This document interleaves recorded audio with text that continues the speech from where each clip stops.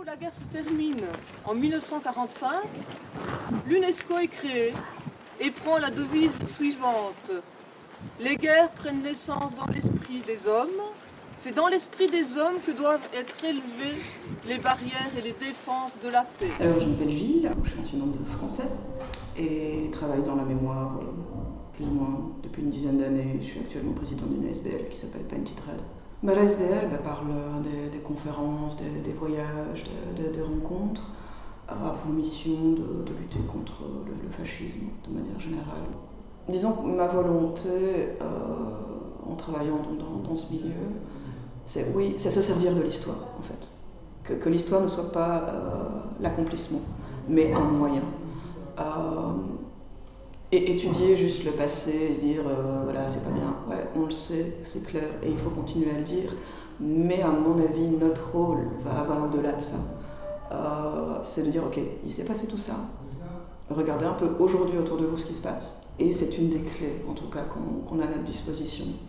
Par le simple fait déjà qu'entre étudier dans un bouquin et étudier sur place, l'impact, que s'il soit intellectuel ou émotionnel, est totalement différent. Je pense qu'avoir un impact dans le présent, c'est ça la clé. C'est justement ne pas que les élèves, en tout cas, ou les plus jeunes, ne fassent pas l'amalgame en disant mais c'était dans le passé, c'est pas grave, c'est loin. Et oui, en effet, c'est de plus en plus loin pour eux, et non plus de témoins directs. Enfin, moi, mes grands-parents avaient connu la guerre, c'est plus le cas des élèves aujourd'hui. Et donc, ce type de voyage permet justement de faire ressortir ce passé et qu'ils deviennent utiles dans leur présent et leur futur, parce que voilà, quand ils devront voter, ils seront contents de se poser la question de savoir qui ils veulent. My name is Ulrich Schneider. I am a long-time teacher. I also have been for a long time, about nearly 5 decades, 50 years, an active anti-fascist in Germany. And in that way, I have been involved in the work of the organization you saw in the banner, Fédération Internationale de Résistance, Association Antifasciste. In a short institution video, I try to explain anti-fascism. Anti-fascism is humanism.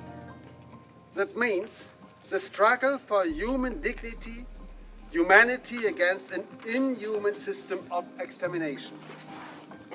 Anti-fascism is solidarity. That means, in Buchenwald, not only help for one group or private survive, but for all prisoners, especially the weakest, the least. Anti-fascism is also internationalism, because it was a common struggle beyond all nationalities. It was about saving all fellow prisoners. That is a perspective for us why we say the Oath of Buchenwald is and remains not just a political message of history, but an obligation for today and future generations. Je m'appelle Jean Cardoun, je suis historien de la Deuxième Guerre mondiale notamment, et je travaille au War Heritage Institute, qui est un institut fédéral en charge de l'histoire militaire et aussi de l'histoire des victimes de la guerre, et qui regroupe le musée de l'armée, le mémorial national du fort de Brendon, qui est un ex-camp de concentration, et d'autres choses comme ça. Et moi, je m'occupe de la muséologie et de la mémoire et de tas de choses. L'antifascisme devrait être naturel pour presque tout le monde, puisque quand on a connu les horreurs du nazisme, enfin moi je les ai pas connues, mais mon père me les a racontées, c'est tout à fait normal d'être antifasciste en fait. Donc en gros, le fascisme, c'est un système politique ultranationaliste, autoritaire, totalitaire, qui amène évidemment à des dictatures. En fait, on a quand même 100 ans maintenant derrière nous pour analyser et trouver des points communs. Et en fait, peu importe les décennies ou le lieu géographique, il y a des points communs. Le plus gros point commun, et ça semble tout à fait logique, c'est qu'en fait, un système fasciste va apporter des solutions très simples à des problèmes très complexes. Face au chômage, on va proposer de virer les étrangers pour redonner du boulot aux autres. ce qu'ils oublient de dire, c'est que la première raison du chômage, c'est majoritairement l'industrialisation et l'arrivée de l'informatique, et également le capitalisme. Mais voilà, tout ça est rayé évidemment pour faire un raccourci qui malheureusement plaît à une population. Un des autres points communs est le langage, un peu populiste, où tout le monde peut comprendre ces idées. On ne tombe pas dans des graphiques, dans des analyses, version camembert, enfin non, on va à l'essentiel et ça marche. Never again fascism. Somebody could say, why? Fascism is gone. That was 1945.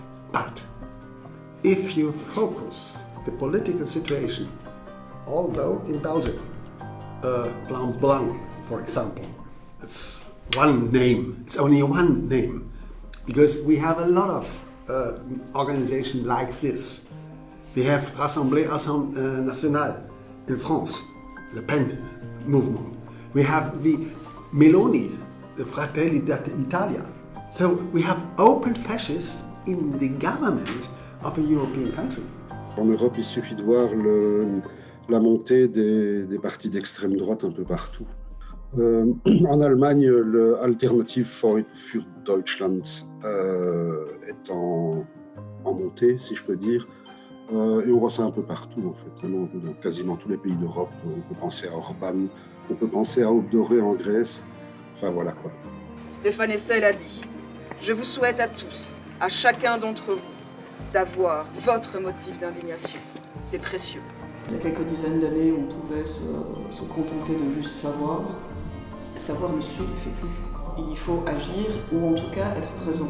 Il ne faut pas oublier que dans chaque conflit, tu as des résistants, tu as des collabos, mais à eux deux, ils ne représentent qu'à peine 10% de la population. Tu as les 90% qui restent, qui n'ont fait que suivre, être passifs. Mais le problème, c'est qu'en étant passif, et il y a un terme allemand qui est assez parlant, ça c'est le Mitläufer, c'est en ne faisant rien, vous adhérez, vous suivez. Et c'est là où c'est super dangereux, parce que finalement, ils sont 10 fois plus dangereux, ces 90% que les 5% de collabos. Tout est bon. Tous les moyens sont bons.